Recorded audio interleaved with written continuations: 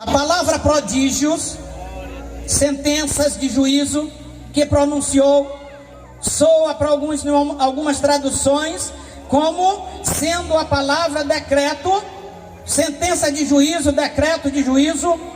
E isto não é só para os crentes lembrar. O salmista vai dizer, aqui no versículo 7, Ele é o Senhor, o nosso Deus, seus decretos são para toda a terra. Louvado seja o nome de Jesus. Então logo, queridos e amados ouvintes, a palavra que Deus deixou é para a igreja dele, é para o crente, é para o descrente, é para todo ser vivente, porque um dia ele disse que todo joelho se dobrará na presença do Deus vivo, e nós precisamos nesse dia estar como separados do Senhor, para que ele possa dizer: vinde a mim, bendito de meu Pai, ergue a morada que eu vim preparar para você. Louvado seja o nome de Jesus. Decreto significa determinação escrita por uma autoridade. Todos nós estávamos sob decreto da prefeitura ou da excelentíssima senhora prefeita de que não podíamos sair, estávamos em quarentena. Assim foi o Maranhão, foi o Brasil, foi o mundo. Há poucos dias nós ainda estamos vivendo isso, escrita por alguém superior. Mas esta palavra que esta noite nós estamos pregando, nós estamos falando de uma determinação, irmãos, escrita pelo dedo de Deus através dos seus servos. Louvado seja o nome do Senhor. É uma determinação escrita pelo Senhor para todo ser humano lembrar dos feitos dele, para que quando se cumprir o prometido a nosso respeito, o arrebatamento da igreja, ninguém possa dizer: eu não ouvi, eu não sabia, porque o rádio fala, a televisão fala, o crente fala, o pastor Medeiro fala, o pastor Roque fala, a igreja do Senhor, ela fala, para que naquele grande dia em que o Senhor vier tirar a sua igreja, ninguém esteja, irmão, despercebido. Glória a Deus, aleluia. Você precisa entender que Jesus tem falado ao povo humano, à raça humana, porque a raça humana é tricótoma, é corpo, alma e espírito, criadas por um Deus supremo. E a Bíblia diz que esse espírito, aleluia, o corpo vai descer ao pó como era, e o espírito vai voltar a Deus, que o deu. Louvado seja o nome do Senhor. Aí meu querido irmão Daniel diz lá no capítulo 2, versículo 2, aleluia, que uns retornarão para a alegria eterna, aleluia. Quem vai retornar para a alegria eterna? E outros estarão na presença do Senhor para a tristeza eterna. Esta noite você tem a escolha de dizer para Jesus: eu quero retornar a ti para a alegria eterna. Louvado seja o nome do Senhor. O decreto, irmão, é dele, a palavra é dele para todo ser humano.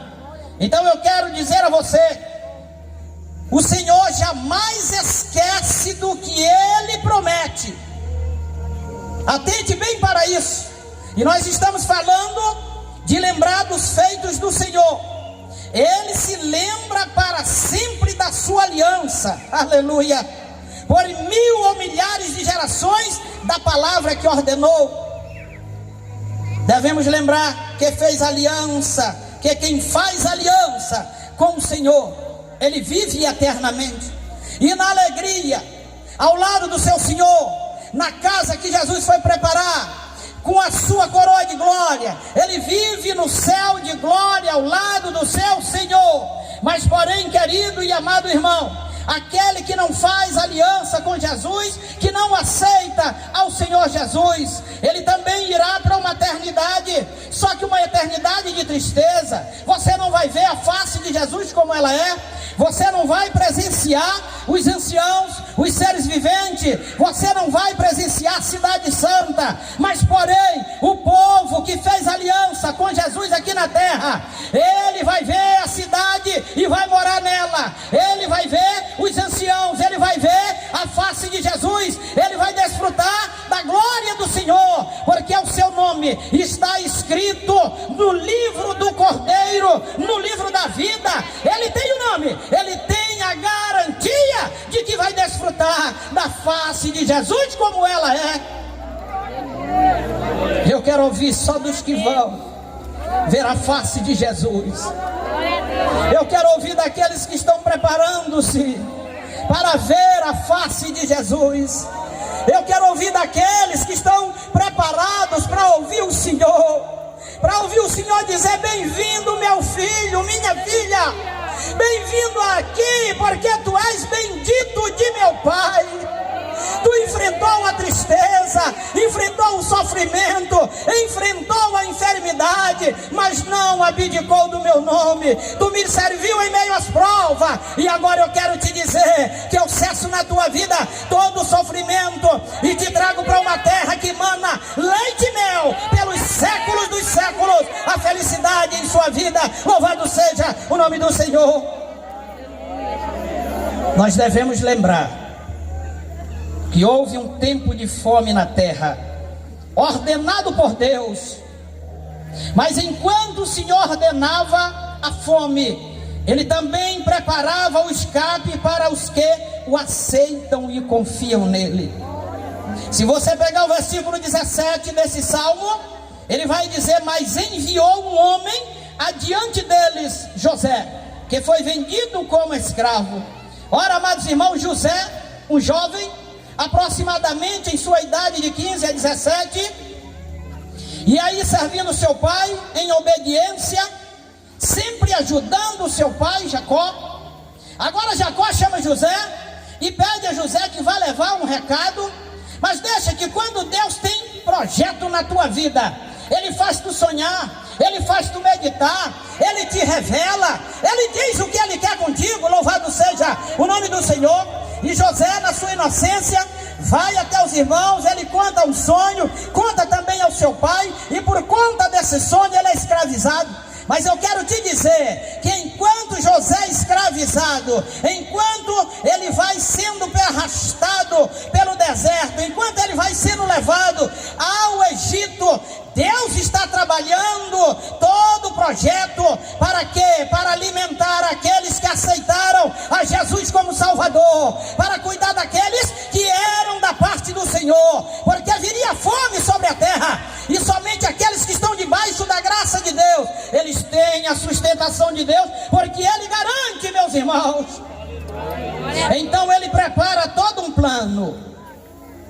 Aí um dia, um dos servos de Faraó atormentado com um sonho, ele diz: meu senhor, eu estive preso, e lá tinha um homem hebreu, e eu contei o meu sonho a ele, e ele me interpretou o sonho, e do jeito que interpretou o sonho, aconteceu, eu estou aqui te servindo novamente.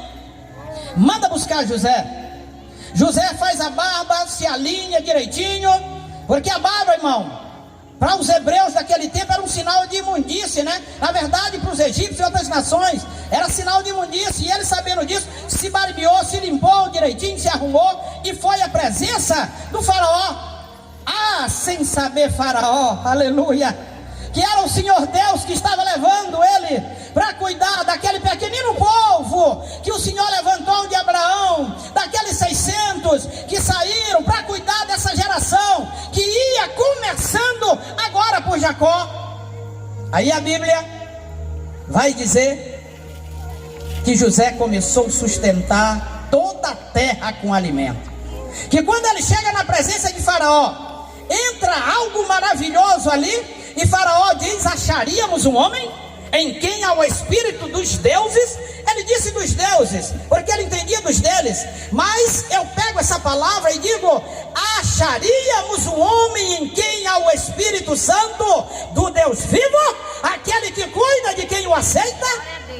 Meus queridos e amados irmãos, o certo é que Faraó dá um anel, dá uma vestimenta e coloca José como o primeiro depois dele. Agora a fome começa, pastor Medeiro, a imperar na terra. A fome começa a aumentar, e Jacó, mesmo sendo servo de Deus, estava sendo provado na fome. Aí ele diz: tem comida no Egito, sem saber que era aquele jovem sonhador, aquele que Deus falou com ele e que agora estava realizando sonho na vida dele, porque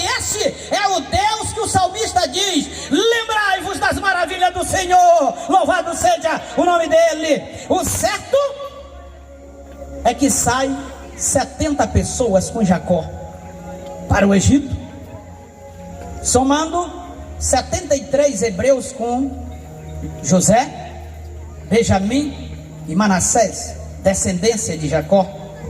E começam a chegar e comprar comida. E José percebe quem são. Percebendo quem são, ele pega uma estratégia para poder levar Jacó e conhecer também o seu irmão mais novo. E ali, meus irmãos, começaram a ser alimentados. O povo cresceu, cresceu, cresceu. E o faraó que havia abençoado o povo de Deus, ele chega a falecer. E o povo é escravizado. Mas eu quero dizer para vocês o que está no versículo 26 deste salmo. Ele enviou os escolhidos para libertar os oprimidos. Aleluia. Então enviou seu servo Moisés e Arão, a quem tinha escolhido. Louvado seja o nome do Senhor.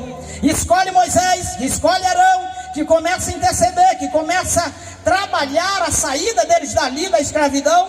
E estes escolhidos, eles foram enviados para tirar o povo da opressão.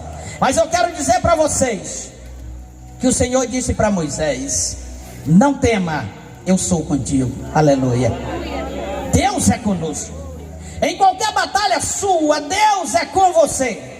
Ele não te deixa. Ele diz em Mateus capítulo 28, o versículo 20: eu estou convosco todos os dias até a consumação do século. É esse Jesus que pregamos. E o certo é que através deles o Senhor começa a demonstrar o seu poder e os seus decretos sobre a terra de Cã, para que seu povo fosse libertado. Eu vou já falar, queridos e amados irmãos, de algo que está acontecendo desde muito tempo na terra, para se cumprir o arrebatamento da igreja. Louvado seja o nome do Senhor. Então o Senhor Deus, sobre os egípcios, ele começa a executar juízos. As águas se tornam em sangue, matando todo o alimento marítimo e dos rios de água doce. Rãs sobre a terra, piolhos atormentaram a todos, moscas causando desconforto e trazendo enfermidades, a peste nos animais, a praga das úlceras em todo o corpo, saraiva vinda da parte de Deus sobre a terra, gafanhotos devastaram toda a erva, trevas noite e dia na escuridão, e por último, a morte dos mais queridos, os primogênitos. Tudo Deus cumprindo a sua palavra, os seus decretos, para que o povo da época entendesse que ele é Deus, o criador da raça humana, que ele é o criador do mundo, que ele é o criador da história. Ele faz, ele desfaz, ele tira, ele bota,